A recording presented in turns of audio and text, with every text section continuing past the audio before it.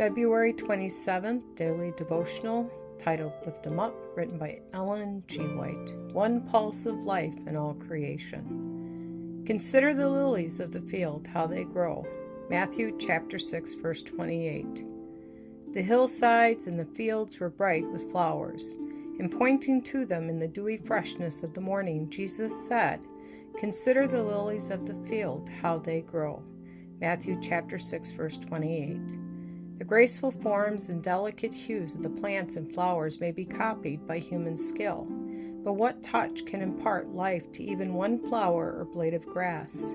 Every wayside blossom owes its being to the same power that set the starry worlds on high.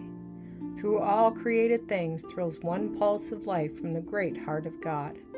The flowers of the field are clothed by His hand in richer robes than have ever graced the forms of earthly kings. It is He who made the flowers, and who gave the sparrow its song, who says, "Consider the lilies, behold the birds." In the loveliness of the things of nature, you may learn more of the wisdom of God than the schoolmen know.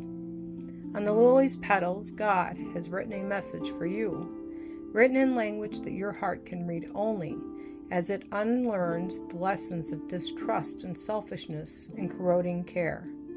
Why has He given you the singing birds and the gentle blossoms, but from the overflowing love of a Father's heart that would brighten and gladden your path of life? He has filled the earth and air and sky with glimpses of beauty to tell you of His loving thought for you. The beauty of all created things is but a gleam from the shining of His glory. If He has lavished such infinite skill upon the things of nature for your happiness and joy, can you doubt that He will give you every needed blessing? Consider the lilies. Every flower that opens its petals to the sunshine obeys the same great laws that guide the stars, and how simple and beautiful and how sweet its life. Through the flowers, God would call our attention to the loveliness of Christ-like character. He who has given such beauty to the blossoms desires far more that the soul should be clothed with the beauty of the character of Christ. Who would dream of the possibilities of beauty in the rough brown bulb of the lily? But when the life of God, hidden therein, unfolds at His call in the rain and the sunshine, men marvel at the vision of grace and loveliness.